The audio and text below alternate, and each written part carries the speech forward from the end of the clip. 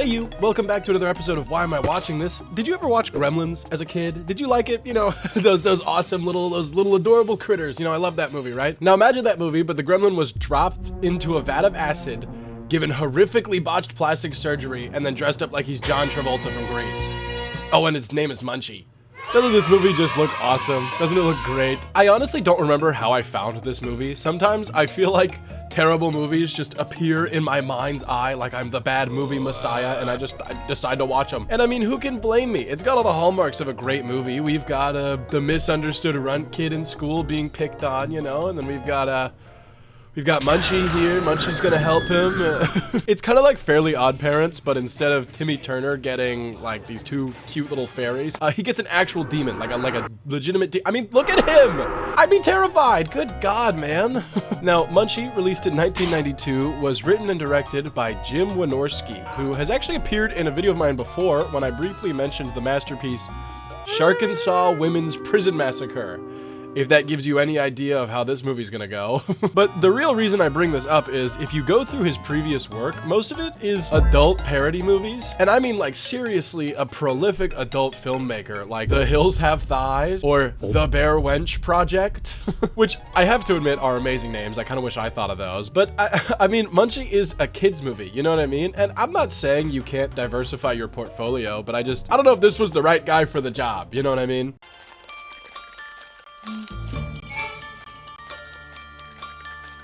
The movie opens up to an action-packed, high-speed chase. We don't know who this guy is, but he's running from the cops with this glowing green chest thing. You'll see soon. As he's driving away, some fat, drunk couple, I don't know why it said they were fat, they swerve into the cops and this dude makes a swift getaway, right? I really like how as he drives off, the screen flashes 1970 like it's some sort of time transition, because we don't know what time it was before. I mean, this dude could have been driving for years. We have no idea. Also, the whole time he's been driving, that chest or whatever's inside it has been speaking to him, and really makes you wonder, what's in there? It's Munchie. I'm sure you probably guessed that. Now, Munchie keeps telling this guy that he really doesn't want to be in the chest, right? But I also really don't want him to be outside of the chest, so I'm kind of fine with him just staying in there, and I hope he does. This guy eventually drives to the bottomless pit, you know, that every town has, like we're in the Looney Tunes, and he just throws the chest down it. And I want to add, there is a bottom. You hear that? You hear that? That hit sound is when something hits the bottom, and that's what it did.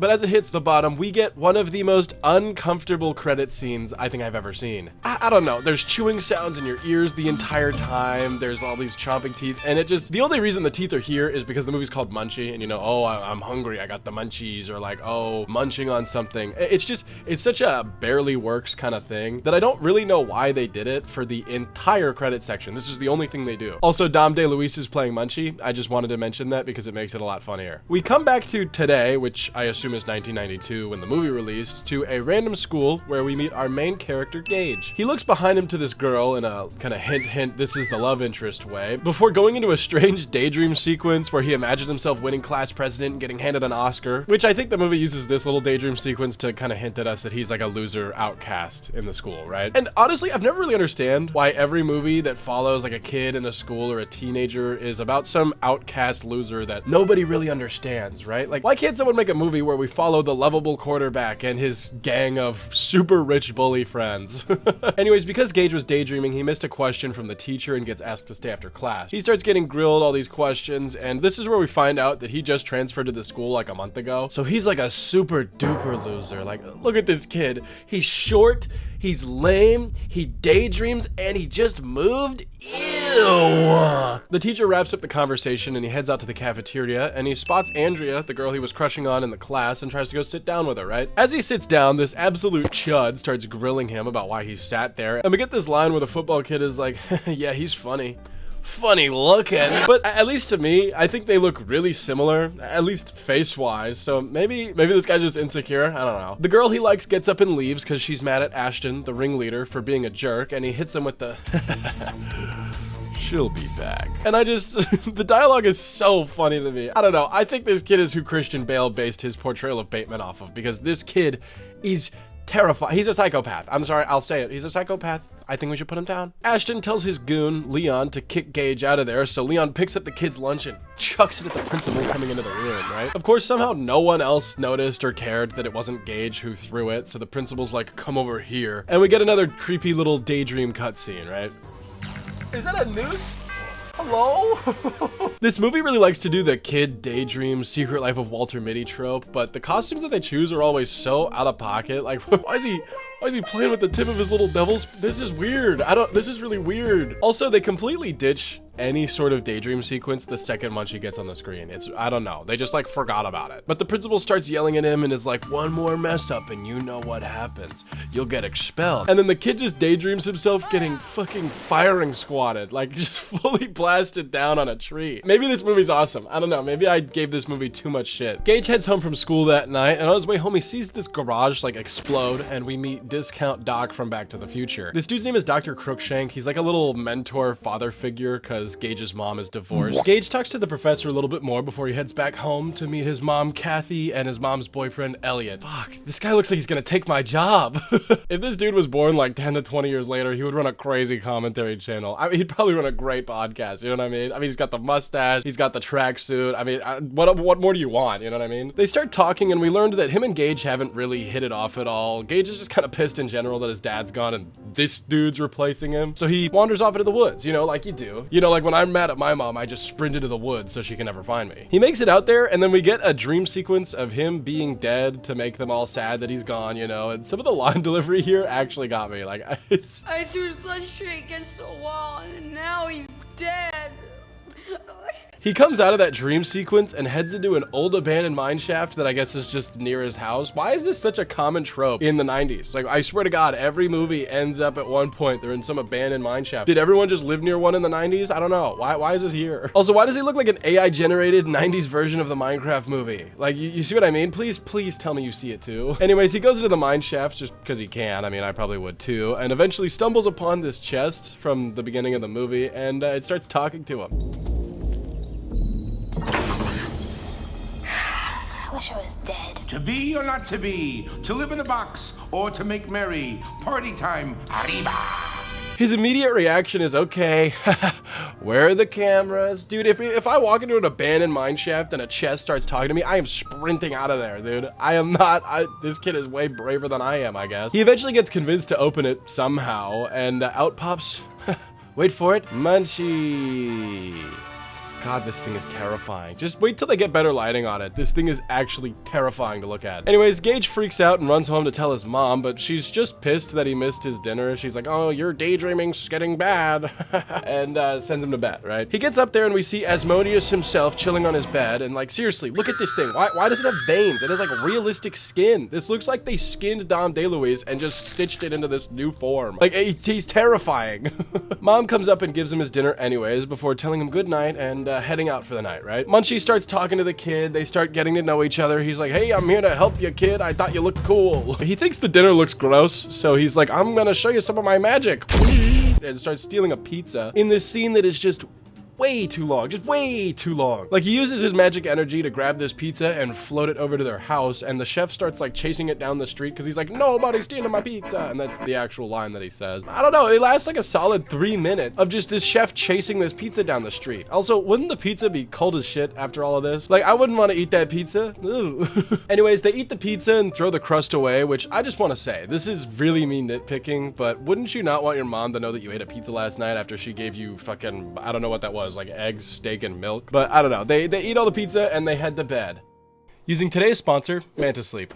Do you experience long, sleepless nights full of tossing and turning? Maybe your spouse or roommate likes to watch TV late at night. Well, then let me introduce to you Manta Sleep. Manta Sleep is your ticket to a better night's sleep, or even just a quick afternoon nap to get you feeling your best. Now, Manta Sleep prides themselves on both their comfort and their quality. With their super lightweight cooling fabric and their ergonomic designs, it'll almost feel like it was made for your head. Now, they also have a ton of different options too, like the Manta Sound for people that prefer some nice, soothing white noise to fall asleep, or the weighted mask for people that want that stronger ever feel. Now, my personal favorite feature of these masks is the Pro's 100% blackout eye cups that guarantee no matter where you are or what you're doing, the light is gone. This mask has honestly been a lifesaver for me. I've been using it every single night since they sent it to me, and I feel like I've noticed a pretty decent improvement in my sleep. So whether you need a quick afternoon nap, have a loud roommate, or just live in a city with too many lights, Manta Sleep is going to be your best friend in getting to sleep. You can use the link in the description or use code Prisk for 10% off your purchase at mantasleep.com today. Oh, and it looks like he's waking up. Munchie has vanished, and Gage is kind of pissed. He's like, where did Munchie go? Before heading to school anyways,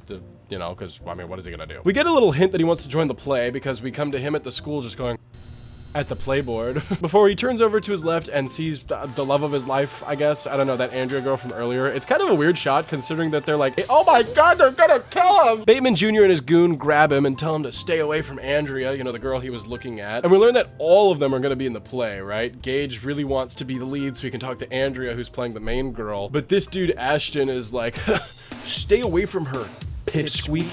I'm gonna be the lead in the play. Loser. They eventually let him go and head off to class, and oh my god, like seriously, this thing is terrifying. Can you imagine waking up in the middle of the night and this thing's just sitting in your room? I'd freak the fuck out. I don't know, if I was Gage, I would have punched that thing out of instinct. Look at it. Munchie is actually here to help out Gage, and he offers to help by saying, I can help you out, bub. You know, the bigger they are, the harder they fall. You know, the very classic phrase that they use in a lot of stories, right? You've definitely heard that before. Well, Gage replies with, no, Munchie, it's the bigger they are, the harder you fall. And Munchie's like, oh, let's not quibble over the details, implying that he was wrong and Gage is right, but that's just not the saying at all. I don't know if this was like a misstep or if Gage is supposed to be wrong. I don't know what they were going for here, but that's not the saying at all. That doesn't even make sense. The bigger they are, the harder you fall. Why would I fall harder? Because that dude's 8 feet instead of 7 feet, you know what I mean? Munchie's first act of helping Gage is sneaking into the secretary's office and tricking her into leaving so he can edit Gage's grades, right? Munchie can mimic people's voices, so he pretends to be the principal. Oh, Miss Laurel, may I see you in my office a moment, please? It's like his main ability he uses, but he just kind of has random magic throughout the movie. I don't know. Also, apparently he invented the univac. Whoa, look at this. They've come a long way since I invented univac. Cool. While Munchie is editing all the grades, he hears the receptionist and the principal start flirting like crazy. Now, don't get me wrong, I don't care if there's stuff like this in the movie. I don't care if like a movie has like nudity or anything like that. I really don't. But this movie is like a kid's movie, and I'm gonna be honest, for a movie with like a PG title that you're supposed to bring like your 6-year-old to, it feels a little much. It feels a little much. I don't know. They start going at it, and Munchie comes in and he's like, they gotta hear this. So he turns on the PA system as they keep calling each other names, which gets over the PA, of course, and the entire school hears all of it. Oh, that's not fair. You know I can't resist you when you call me bunny cakes, Snooky Poo. And you do still care? Lovey lumps. Lovey lumps? I'm not gonna lie, if I called my girlfriend Lovey lumps, I think she would hit me. That is a terrible nickname. Gage's teacher is like, oh my god, like this happens all the time, and goes in to let them know that it's all being broadcasted on the PA. But not before we get this iconic line from Gage. Gotta be Munchie. I don't know, this shot just feels like a really shitty Danimals commercial or something, where he's like, gotta be Munchie. Anyways, we cut to Gage in the showers, you know, because 4th graders take showers in school, I guess. I don't know, it's the 90s, what do I know? But he gets out and he opens his locker to see Munchie, and again, I punch him out of instinct, but they start arguing a bit, and Gage closes the locker on him. He's like, Munchie, just leave me alone, man. But after that, we get this really weird, like, dropping the soap shot, if you get what I mean. I don't know, maybe I'm reading into this too much because I know the director is like a adult film guy, but we get this shot of Gage bending over to pick up the soap, you know, like a 4th grader, mind you. And then we have Leon come in and stare at him. He comes in and he looks over and he's like, I don't know, it just felt wildly inappropriate. Like, if you're gonna make these kind of joke innuendos and shit like that, at least cast them to be older. Why are we doing this with like an 8-year-old? This feels really weird. Luckily, it doesn't go any further than that. Leon just kind of smacks him with a towel and then starts to walk away. But unfortunately for Gage, Munchie starts mimicking Gage's voice, calling him a kiss ass, a loser, and gay. Which, considering the rest of the movie, probably isn't wrong. But right before he punches Gage in the face, he comes up, he's like, hey man, what'd you call me? Munchie goes, on the attack. Munchie drops a bucket on him, makes him trip and fall over, and then when he tries to get up to retaliate, Gage uppercuts the shit out of him like he's prime Doomfist, and I think he dies. Like, I think Leon actually dies here. He doesn't show up again after this scene, and he lands in like a laundry basket and rolls into the shower. And then the bucket that he's in just starts filling with water. I think he drowned. I don't know. I think the kid drowned. Anyways, we get over to the play scene of the movie because of course this was gonna show up. It's pretty much the same as the locker room, just with Ashton, right? Munchie helps him bully Bateman Jr. by embarrassing him on the stage, and Gage gets to laugh at him instead. You know, it's like turning the tables on his bullies, right? Because Munchie's here. Munchie's here to save the day. This, of course, gets Gage in trouble because the principal somehow blames all of it on Gage, right? I mean, the kid got pantsed. How the hell would Gage have done that? Does he have Jedi mind powers? He goes, pants him. This causes Gage to be really pissed at Munchie. He's like, dude, Munchie, leave me alone, bro. You're getting me in trouble. And then he takes him over to the professor's house to try to like get rid of him or learn more or whatever. The professor is like shell-shocked that Munchie is here. He's like, holy shit, this thing is ancient. Apparently he's older than the Stone Age. Like, he's seen on cave paintings and shit. Where did the accent come from? Actually, now that I think about it, do you think he just went over to Brooklyn one day and was like, you know what? I kind of like this. The professor's like, okay, I'll take Munchie off your hands so I can ask him questions, and Gage runs on home. But Munchie's a tricky little guy, and he's already escaped and is planning to help Gage anyways. He's like, you know, some people need help without realizing it. Gage comes home to his mom and her boyfriend Elliot, who basically tells him to get lost so he can propose to her, right? Which makes Gage really mad. He's like, I don't want you as my father. I just want to say, Elliot doesn't seem like that bad of a dude, right? He's just kind of playfully taunting Gage with it. He's like, it's a little weird, don't get me wrong. He's definitely kind of power tripping him, but I don't know why the movie makes it seem like such an evil thing. It's not like his father's here and his mom's cheating on him or anything. Like, I get the whole divorced kid doesn't like their new father trope, but I don't know, it felt a little much. Of course, Munchie's here to help Gage, and Gage doesn't want this to happen, so he shows up in a Desert Storm army outfit. Stand by for Operation Dinner Storm. Keep in mind, this was released in '92, so this was probably in production during Desert Storm, you know what I mean? What a strangely recent callback to a real-life war. Imagine if we had somebody in War of the World show up in like modern military clothes referencing Operation Midnight Hammer, you know what I mean? Like, it's such a recent event for the time. I don't know why they did that. Munchie starts messing with Elliot and ruining his chances of a good night. But again, the guy at this point really hasn't done anything wrong other than tell Gage that he really wants to marry his mom. My favorite part of it, though, is randomly Munchie will interject by talking loudly behind this wall that's like 5 feet away from the table. Like, it's closer than the staircase. Seating for one. And no one hears him. No one hears him at all. I'm sorry, if I heard a grown-ass dude from Brooklyn making fun of me in my own house, I think I would notice him. I think I'd be like, What a great sport this guy is. The drinks are on him. hello? You know what I mean? Like, how does nobody hear this guy? Munchie ends up putting a lit match into Elliot's shoe, fully ruining the dinner. Elliot starts yelling and blaming Gage once he comes down to see what all the yelling was. And Gage's mom is kind of pissed at Elliot for this because like she could see the stairs from her seat, so she knew Gage wasn't doing it. So Elliot like apologizes. He's like, I never should have yelled at the boy. Right, I'm sorry, Kathy. He apologizes and offers to treat her to a nice restaurant instead because he really wants this to go well. But yeah, Gage got the blame for all of Munchie's mishaps, so to apologize, Munchie decides to throw a party. I know what you need. A party. You're down in the dumps, right? A party. Gage is like begging him not to. But I mean, that's Commander Munchie. That's Commander Munchie of Operation Dinner Storm. He does what he pleases. He uses his voice mimicking to call Andrea and like the entire town and invites them to a party. Also, it's a costume party for some reason. Like, there's no real reason. It's just more fun, I guess. I don't know. I really like this scene though because this party was for Gage to make him feel better, but he's like the only kid here. It's literally just like him and Andrea and this random 14th century peasant back here. I mean, even the principal showed up. You folks sure know how to throw a great party. Oh, you can forget about those 20 extra hours of study hall. And the 2 demerits, whatever those are. They reference this 2 demerits bit the entire movie like it's some kind of crazy awesome gag. But after the 5th time, I'm like, dude, I get it. I don't know what a demerit is either. I don't care. Find another joke, man. Back over at the dinner, Elliot finally proposes and Kathy goes, dude, we've been dating for, get this now, 6 months. What the hell kind of 90-day fiance scenario is this? Why did he think this would work at all? After this way too early proposal, he starts to go really incel as well to her. I have power and prestige. And 30-something divorcees with children are a glut on today's market.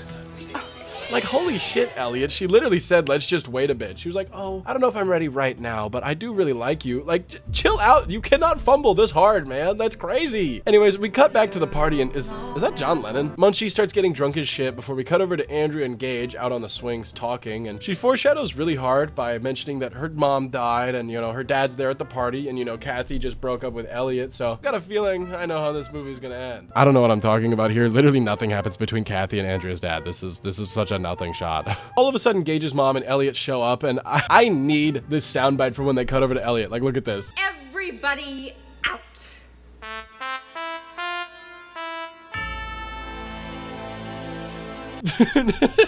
It's so good. It's so good. Kathy tells everybody to leave, and we get a jump cut to the next morning, I think. I don't know. It's bright outside of all the windows, but they still say it's nighttime. I don't know. Everybody's gone except for Andrea, her dad, the professor, oh, and Munchie. And Munchie's here too. Elliot hears a lot of snoring and finds Munchie asleep behind the couch and just freaks the fuck out. As any sane human would. If I saw that thing, I would shoot it, right? But because he's also a professor at the university, he wants to capture Munchie and autopsy it to study it at the lab. This movie takes a crazy turn here. I don't know how I feel about this plot point, to be honest. Like, it feels like they really shoehorned Elliot into being a villain so they could have some sort of big bad at the end, if that makes sense. Like, I know he was kind of a jerk in this movie, but I mean, realistically, he just got dumped. Why is he even back in the house? And if he sees some living creature in a suit on the ground, why is his first thought to autopsy it and not like, holy shit, dude? Is that Dom DeLuise? I don't know. It just felt really odd. Gage and Dr. Crookshank wrestle Munchie away from him, and they take him to his car to get into another high-speed getaway. Kathy, Andrea, and her father run to his car, and they start following them from behind. So now it's Kathy chasing Elliot, chasing Gage, right? Munchie pushes the doctor over and takes control of the Jeep because apparently he invented the automobile. Oh, Professor? What are you talking about? You have to have a license. Who needs a license? I invented the automobile. Give it, give it. Yeah, okay. I'll excuse that because this chase music just hit. Ooh. Eventually the professor's like, ugh, why don't I have a plane? And apparently Munchie has the power to make the entire car fly, so he just picks him up and then they float on away. My favorite part about this scene is how they didn't layer the truck properly, so you can still see straight through the truck. You can see all the buildings behind it and everything. My biggest complaint with this whole part is they never really flesh out what Munchie's powers have, because he makes it a specific point that he can't just teleport out of the chest, and that's why he needed Gage to open it. But this dude is teleporting around random places. He's going invisible. He's making an entire car fly. Surely he could teleport out of that random chest. You know what I mean? Anyways, Elliot keeps chasing them, but after they start flying, he loses track of them and crashes his car into a donut shop and immediately gets arrested by the cops eating in there. With Elliot defeated and Munchie free to roam, he decides to join the professor on his journey around the world. They mentioned it a few times earlier, I just didn't bring it up until now, but Munchie's like, yeah, I'll help you explore the world and help you with your research and shit. So Munchie and Dr. Crookshank get on this plane to go on their grand adventure, and Gage and all them wave them off, and the final scene of this entire movie is that the professor and Munchie hijack the plane and start flying him themselves. Why? Why? Oh God. I mean, if you already worked for Bush once on Desert Storm, I think I might know where their next destination is. I honestly just kind of wanted to show this movie because Munchie actually terrifies me. I genuinely think Chucky would have been a way scarier movie if it was this thing instead of Chucky. You know what I mean? Like, this thing is Why does it have flesh? Why does he have veins? Why? I don't know. Even for a kid's movie, the story doesn't really make sense. Like, they randomly stopped doing all of his daydreaming, even though for the first 30 minutes, it's a very big plot point for him. Munchie's, like, powers don't really make sense. He just kind of does whatever. Also, I guess he invented everything. I don't know. My favorite part is still that the director made a ton of adult movies, then decided to randomly make Munchie, then went back to the adult film industry. Like, I don't think there's inherently anything wrong with that, by the way. I just want to know how he ended up doing this movie. You know what I mean? Like, did somebody slam the script on his desk and he's like, oh my God, this is beautiful. Like, how did he get here? I'd say as far as kids movies go, I'd put this like one tier above Quigley, but like a tier below the Steam Engines of Oz, I'd say. That's my official Prisk kids movie tier list setup. Show all of these to your kids, please. But anyways, that brings us to the end of this video. Thank you again to the lovely patrons. If you want to see some extra content from me and support the channel, you can head on over there. It's only $3 a month for everything that I put on there. And with that being said, my name is Prisk. That's Reggie. And I'll see you in a... Hello? Arriba.